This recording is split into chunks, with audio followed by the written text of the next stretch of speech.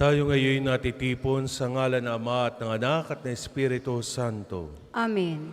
Ang pagpapala ng ating Panginoong Kristo, ang pag-ibig ng Diyos Ama, at ang pagpagkaisa ng Espiritu Santo naway sumainyong lahat. At sumainyo rin. Mga kapatid, aminin natin ang ating mga kasalanan upang tayo maging marapat gumanap sa banal na pagdiriwang. Inaamin ko sa mapangyarihang Diyos at sa inyo mga kapatid na lubha akong nagkasala sa isip, sa salita at sa gawa at sa aking pagkukulang.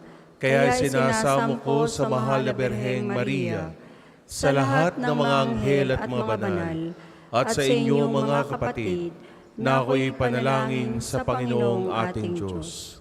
Kaawaan tayo ng mapangyarihang Diyos, patawarin tayo sa ating mga kasalanan, at patnubayan tayo sa buhay na walang hanggan. Amen. Panginoon, kaawaan mo kami. Panginoon, kaawaan mo kami. Kristo, kaawaan mo kami. Kristo, kaawaan mo kami. Panginoon, kaawaan mo kami. Panginoon, kaawaan mo kami. Manalangin tayo. Ama naming makapangyarihan, pakundangan sa pagpapakumbaba ng anak mong masunurin, ibinangon mo sa pagkadapa ang sangkatauhang masuwayin. Ipagkaloob mo sa amin ang banal na kagalakan upang kaming sinagip mo sa kalipinan ay magkamit ng iyong ligayang walang katapusan sa pamamagitan ni Jesucristo, kasama ng Espiritu Santo, magpasawalang hanggan. Amen.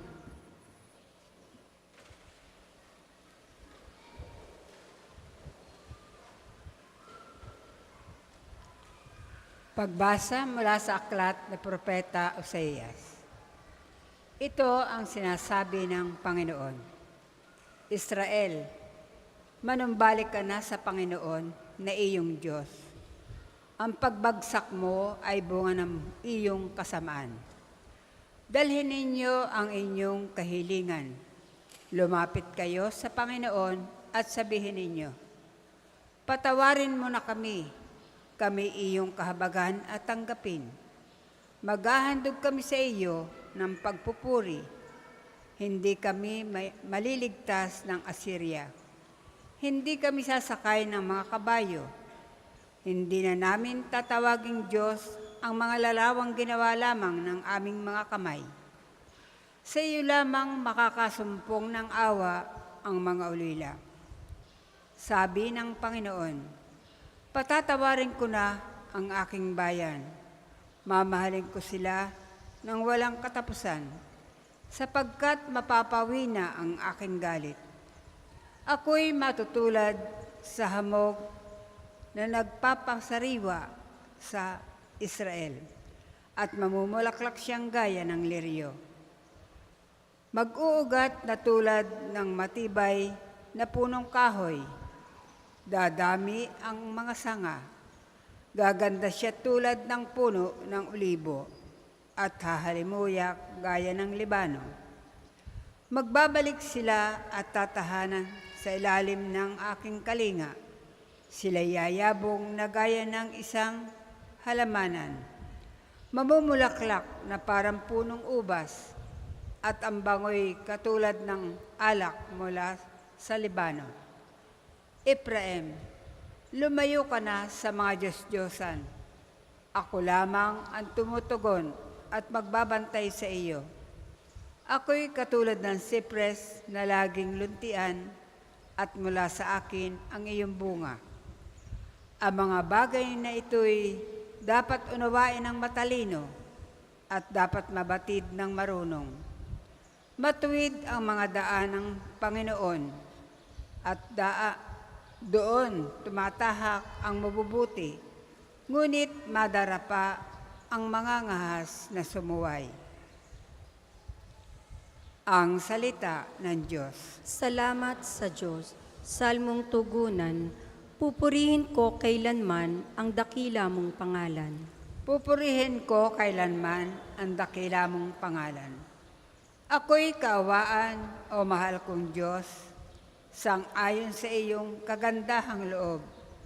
Mga kasalanan ko'y iyong pawiin, ayon din sa iyong pag-ibig sa akin. Linisin mo sana ang aking karumhan at ipatawad mo yaring kasalanan. Pupurihin ko kailanman ang dakila mong pangalan. Nais mo na sa akin isang pusong tapat, puspusin mo ako ng dunong mong wagas. Ako ay linisin, sala ko'y hugasan, at ako'y puputi ng walang kapantay.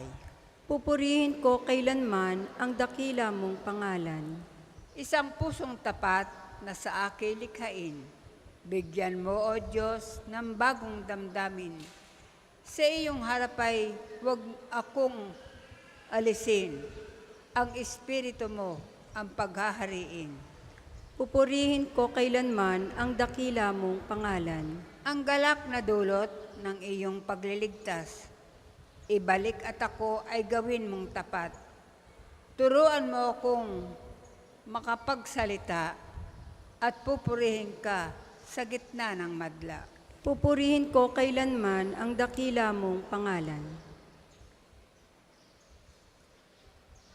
Magsitayo po ang lahat.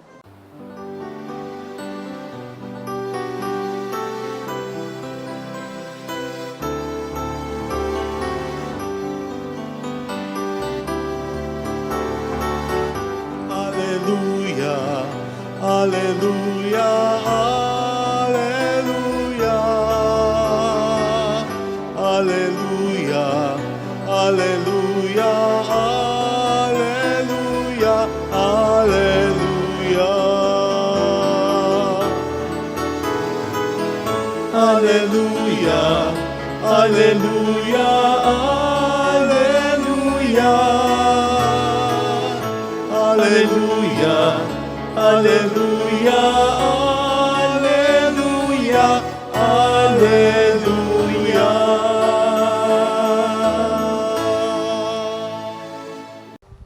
Sumainyo ang Panginoon.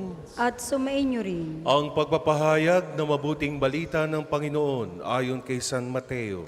Papuri sa iyo, Panginoon. Noong panahon ayon, sinabi ni Jesus sa kanyang mga apostol, "Ngayon isinusugo ko kayo na parang mga tupa sa gitna ng mga asong gubat. Maging matalino kayo gaya ng mga ahas at matapat gaya ng mga kalapati. Mag-ingat kayo sapagkat may mga taong magkakanulo sa inyo sa mga hukuman at hahagupitin nila kayo sa mga sinagoga.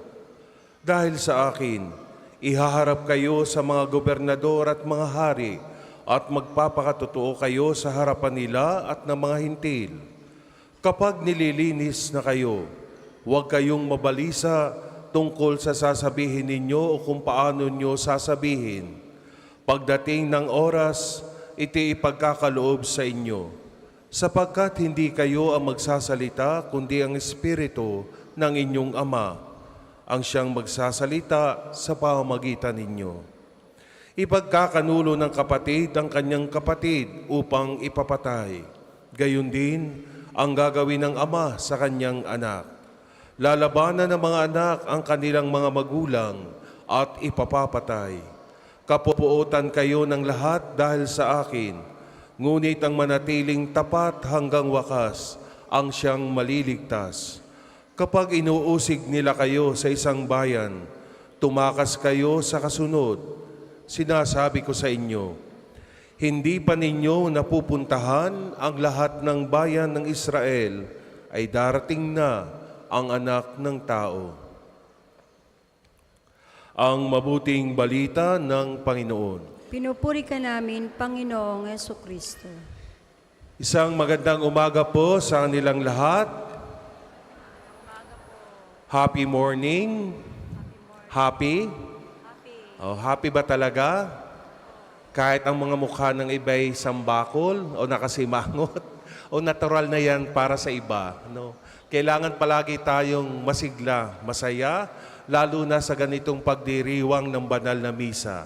Sapagkat ito ay ating pananalangin, pasasalamat sa Diyos sa lahat ng pagpapala at biyaya na ating tinatanggap mula sa Kanya. Hindi po ba? Kaya dapat palagi tayong masaya ang disposisyon sa mga ganitong pagdiriwang. At sa ating mga kapatid na bago pa lamang dito sa Pambansang Dambana at Parokya ni Santo Padre Pio, welcome po para sa inyong lahat. Lalo na yung mga sa unang pagkakataon ng mga first time. Marami po ba dito ang mga first timer dito sa Dambana? Pakitaas nga po ang mga kamay. Ayun, marami sila. So palakpakan po naman natin. Sana hindi ito yung una at huli. At ganun din sa palagian na pumupunta at dumadalaw sa Dambana ni Santo Padre Pio.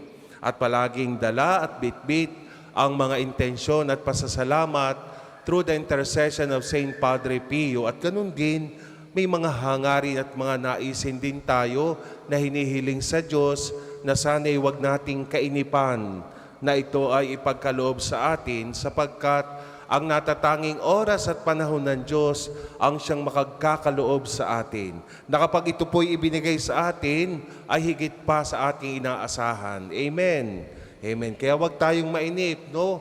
Huwag nating madaliin ang ating mga idinudulog sa Diyos sapagkat yung oras at panahon niya ang siyang mangyayari. Sa ating mga pagbasa ngayon, sa ating ebanghelyo sa araw na ito, kung inyong mapapansin, may payo o advice na ibinibigay si Jesus para sa ating lahat. Kung nitong mga nakaraang araw ko inyong narinig at napansin yung ating mga ebanghelyo, pinapaalalahanan ni Jesus ang kanyang mga alagad sa kung ano ang gagawin nila kapag ipinahayag ang mabuting balita ng Diyos. At ganun din, kasabay din, nasaksihan ng kanyang mga alagad at ng mga tao ang iba't ibang klase ng himala, no? Pagpapagaling, pagpapalayas ng demonyo na ginagawa ni Jesus.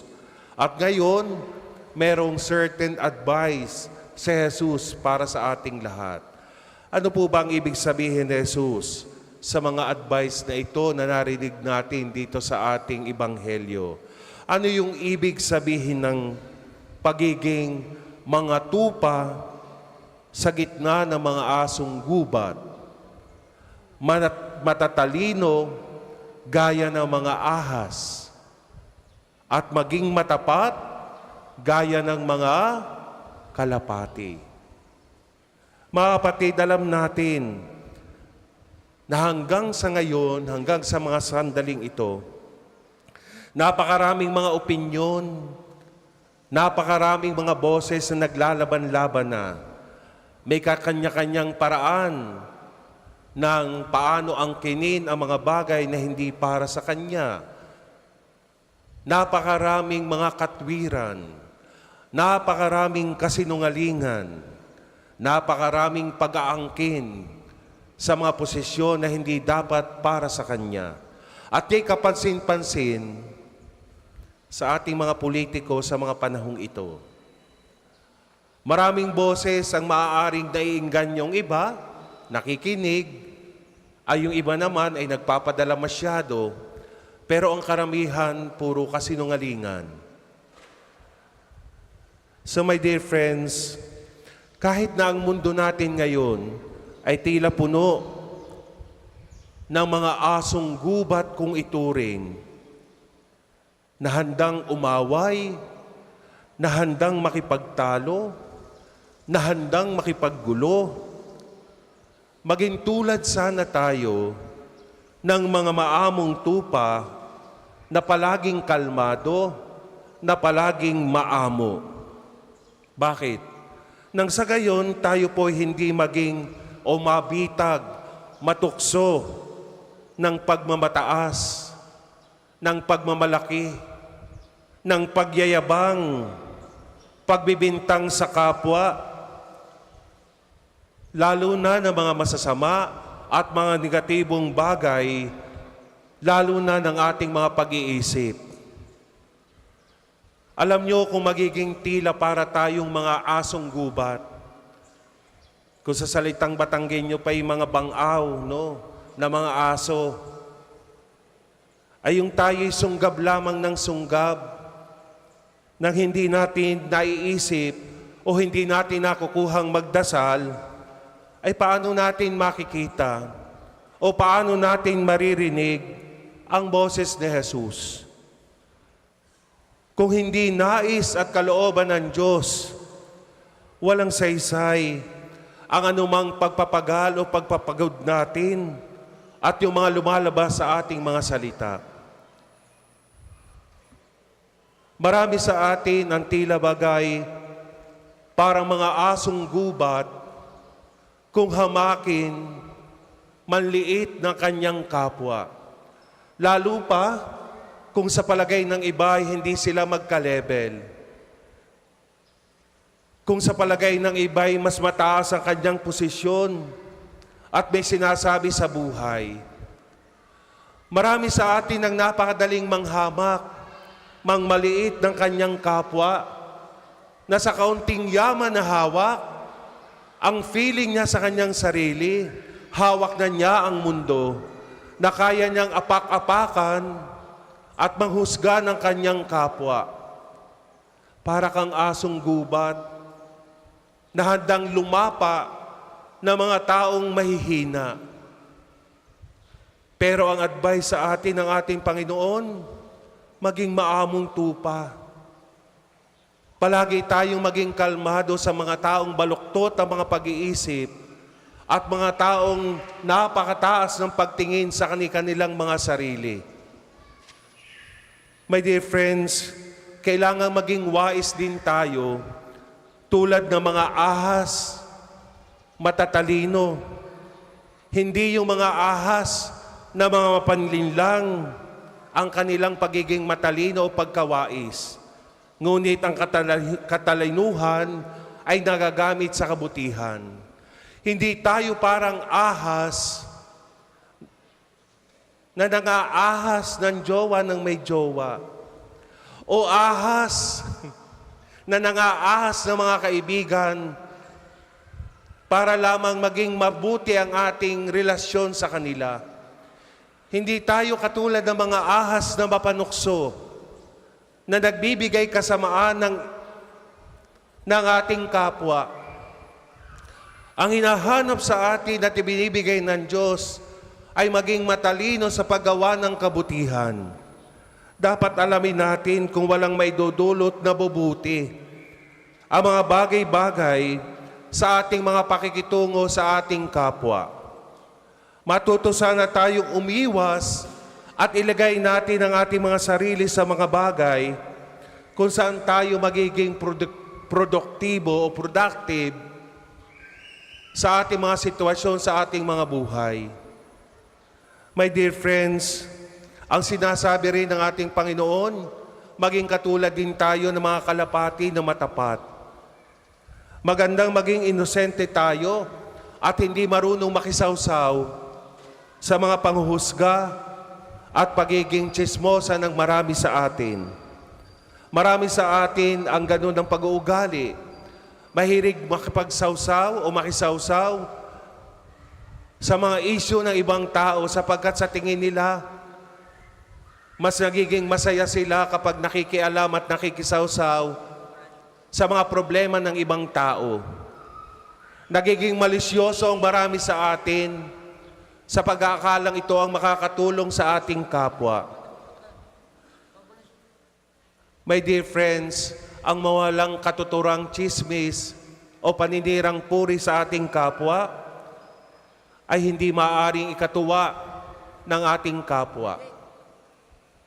Ang maaaring paninira mo sa iyong kapwa ay maging paninira din ng iba sa iyo. Kung tayo'y maglalaan ng kabutihan, kabutihan din ang ating aanihin. Hindi po ba't kindness begets kindness? Kung ano yung ginawa mo sa iyong kapwa, ay sa ding babalik sa iyo.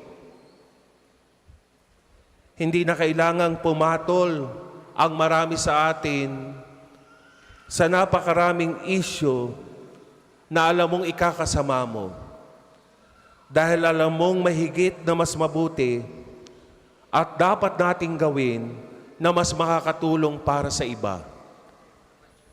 At sa bandang huli, mga kapatid, kapag nagawa mo na itong lahat at ikaw pa rin ay nakaranas ng mga panghuhusga, pag-uusig, maaari mo nang isang tabi ito sapagkat batid mo na nagawa mo na ang lahat at tanging may nakakaalam na mga nagawa mong kabutihan para sa iyong kapwa.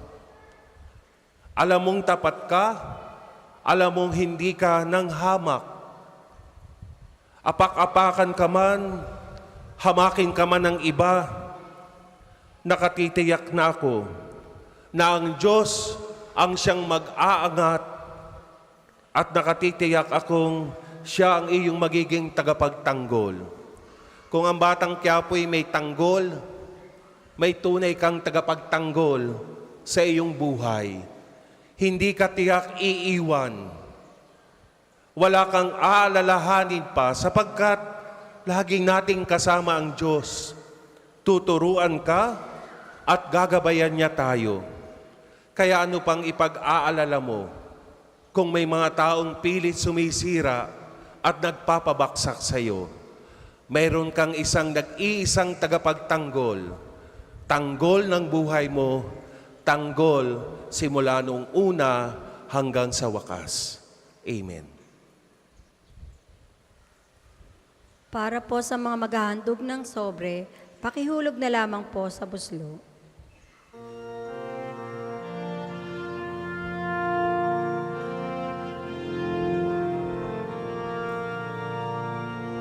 Ngunit natanggapin ang alay na ito, mga biyayang nagmula sa pagpapala mo.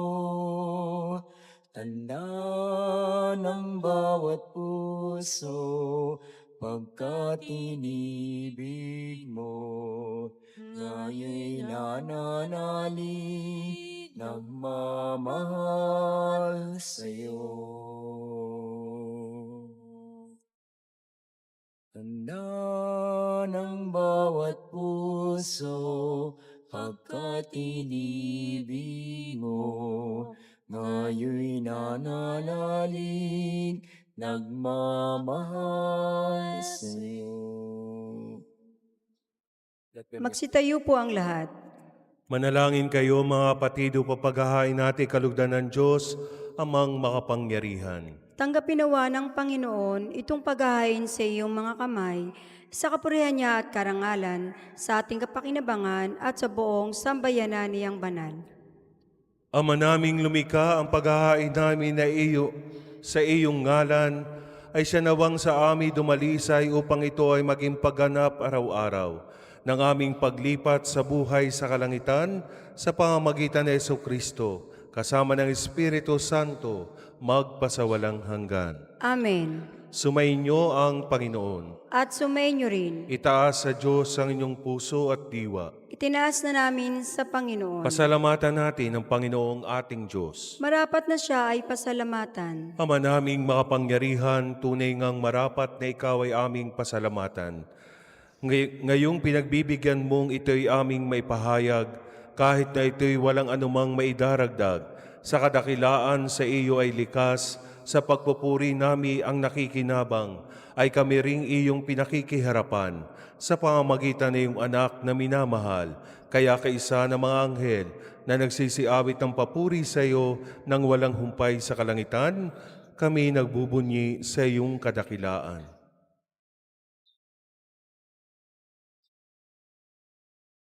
Banal ka pong may kapal, banal ang iyong pangalan, banal ang iyong kaharian. Langit lupa'y nagpupugay sa iyong kadakilan.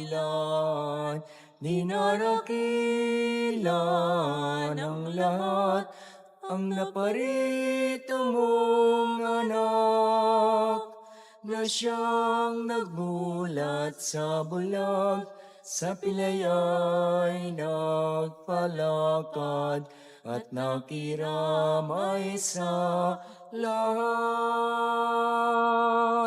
Kung hindi po kayang lumuhod, manatili pong nakatayo ng may paggalang. Ama naming banal, ikaw ang bukal ng tanang kabanalan. Kaya't sa pamamagitan ng iyong Espiritu, gawin mong banal ang mga kaloob na ito upang para sa amin maging katawan at dugo ng aming Panginoong Hesukristo. Bago niya pinagtiisang kusang loob na maging handog, hinawakan niya ang tinapay, pinasalamatan kanya, pinagati-hati na iyon. Iniabot sa kanyang mga alagad at sinabi, "Tanggapin ninyong lahat ito at kanin. Ito ang aking katawan na ihahandog para sa inyo."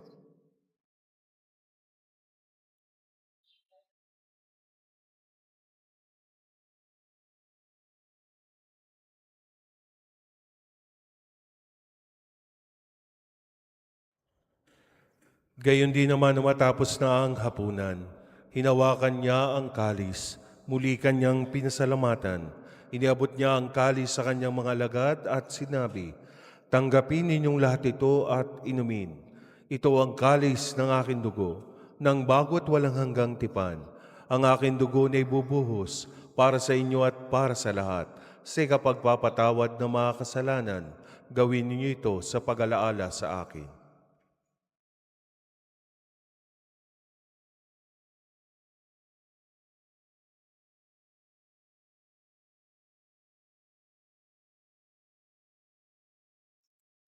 Ipagbunyi natin ang misteryo ng pananampalataya. Si Kristo'y namatay, si Kristo'y nabuhay, si Kristo'y babalik sa wakas ng panahon. Ang mga ginagawa namin ngayon ng pag-alaala sa pagkamatay at muling pagkabuhay ng iyong anak. Kaya tiniaalay namin sa iyo ang tinapay na nagbibigay buhay at ang kalis na kakaloob ng kaligtasan. Kami nagpapasalamat dahil kami iyong minarapat na tumayo sa harap mo para maglingkod sa iyo. Sinasamo namin kami magsasalo-salo sa katawan at dugo ni Kristo ay mabuklod sa pagkakaisa sa pamamagitan ng Espiritu Santo. Alalahanin mo rin ang mga kapatid naming nahimlay na may pag-asang sila'y muling mabubuhay, gayon din ang lahat ng mga pumanaw. Kaawaan mo sila at patuloyin sa iyong kaliwanagan. Kaawaan mo at pagindapating kaming lahat na makasalo sa iyong buhay na walang wakas.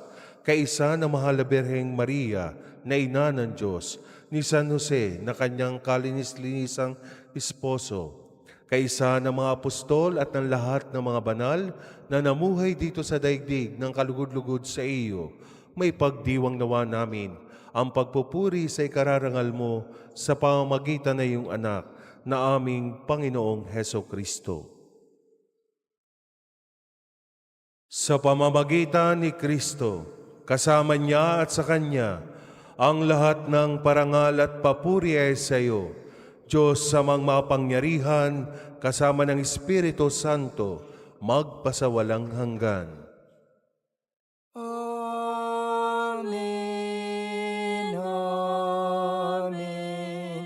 Amen.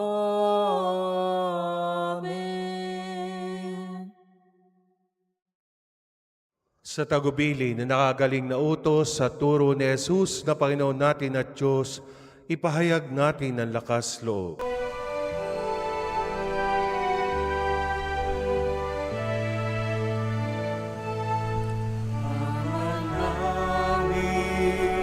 Sumasalangit ka, sambahin ang ngalan mo. Mapasa amin ang kaharian mo,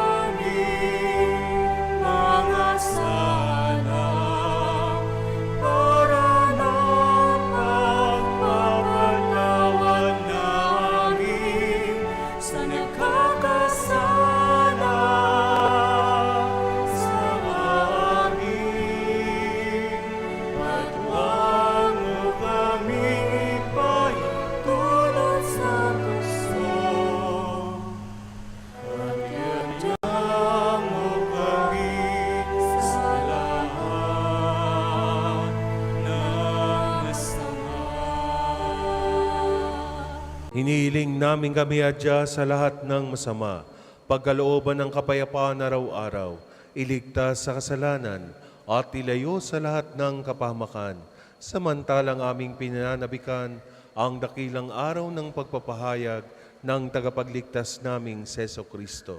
Sapagkat iyo ang kaharian at ang kapangyarihan at ang kapurihan magpakailanman. Amen. Panginoong Jesucristo, sinabi mo sa iyong mga apostol, kapayapaan ang iniiwan ko sa inyo. Ang aking kapayapaan ang ibinibigay ko sa inyo. Tunghayan mo ang aming pananampalataya at huwag ang aming pagkakasala. Pagkalooban mo kami ng kapayapaan at pagkakaisa ayon sa iyong kalooban, kasama ng Espiritu Santo, magpasawalang hanggan. Amen. Ang kapayapaan ng Panginoon ay laging sumainyo. At sumainyo rin. Magbigayan kayo ng kapayapaan sa isa't isa. Peace with you. Kordero ng Diyos na nag-aalis ng mga kasalanan ng sanlibutan, maawa ka sa amin. Kordero ng Diyos na nag-aalis ng mga kasalanan ng sanlibutan, maawa ka sa amin. Kordero ng Diyos na nag-aalis ng mga kasalanan ng sanlibutan, ipagkaloob mo sa amin ang kapayapaan. Kung hindi po kayang lumuhod, manatili pong nakatayo ng may paggalang.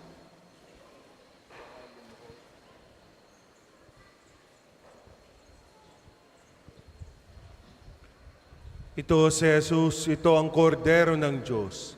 Ito ang nag-aalis ng mga kasalanan ng sanlibutan. Mapalad ang mga inanyayahan sa kanyang piging. Panginoon, hindi ako karapat-dapat na magpatuloy sa iyo, ngunit sa isang salita mo lamang ay gagaling na ako. May the body and blood of Christ keep me safe eternally.